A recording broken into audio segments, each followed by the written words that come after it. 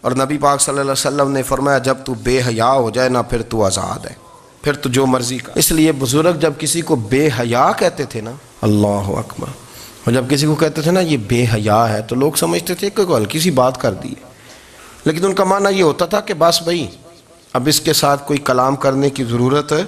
اس کو اب اصلاح کی ضرورت نہیں، یہ بے حیا ہے۔ کیا معنی؟ کہ اب یہ جو اس کے دل میں آئے گا وہ کرے گا، جو اس کی طبیعت چاہے گی وہ کرے گا، اب یہ کسی پہلو بھی قابو آنے کو تیار بے حیا ہو گیا۔ بے حیائی بہت بڑا عیب ہے، اور جو لوگ کہتے ہیں کہ ہمیں بالکل آزادی ہونی چاہیے، ہمارا اپنا جسم ہے تو ہماری اپنی مرضی چلے گی، آپ اس بات کو اچھے طریقے سے سمجھ لیں کہ جو اپنی مرضی چوکوں چوراہوں میں کر رہے ہوتے ہیں نا، جو مرضی گند مند، وہ جانور ہوتے ہیں، جو نہ چوک دیکھتے ہیں نہ گلی دیکھتے ہیں، نہ انہیں پتہ ہوتا ہے کہ جگہ کون سی ہے، وہ انسان، وہ جانور ہوتے ہیں۔ اور جو کچھ انسان ہوتے ہیں نا، ان کے اندر کچھ نہ کچھ پھر شرم حیا بھی ہوتی ہے، وہ چوکوں چوراہوں میں وہ حرکتیں اور وہ کام نہیں کرتے جو جانور کرتے ہیں، ان کے لیے بڑے پردے ہوتے ہیں، ان کے لیے بڑی باتیں ہوتی ہے، ان کے لیے بڑا کچھ ہوتا ہے۔ جو بالکل آزاد ہو جائے، کوئی پتہ نہ ہو کس وقت کیا کہنا ہے کیا کرنا ہے، تو پھر وہ دائرہ انسانیت سے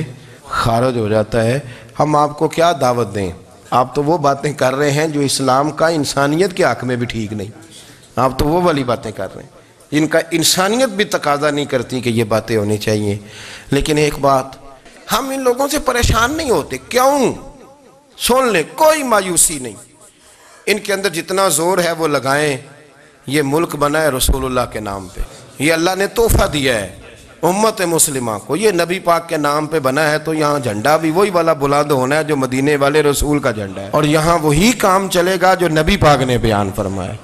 تو اس طرح کئی لوگ آتے ہیں، وہ شور شار کرتے ہیں، چلے جاتے ہیں، اتنے نہ پریشان ہوا کریں۔ بہت سارے لوگ تو بیچارے اس قابل بھی نہیں ہے کہ ان کا نام لیا جائے، اتنا ہم ان کو اہمیت دے دیں، ان کا ذکر کریں، ان کا نام لیں، ان کی بات کریں، وہ بیچارے اس قابل ہی نہیں ہے، مطلب آپ سٹیٹس ہی نہیں۔ اتنے فارغ ہیں ہم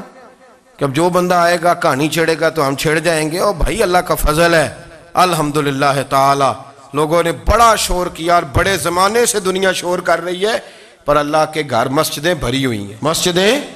بھری ہوئی ہیں، ہماری بیٹیاں پردے کرتی ہیں، پردے کو پسند کرتی ہیں، وہ حجاب میں رہتی ہیں، وہ سمجھتی ہیں کہ ہمارا اصل حسن کیا ہے۔ تو یہ پراپوگنڈا پرانا چلا آ رہا ہے، اس کا اللہ کے فضل سے امت مسلمہ پہ نہ کبھی اثر ہوا ہے اور نہ کبھی ہوگا انشاءاللہ۔ اللہ تعالی ہمیں حق پر استقامت عطا فرمائے۔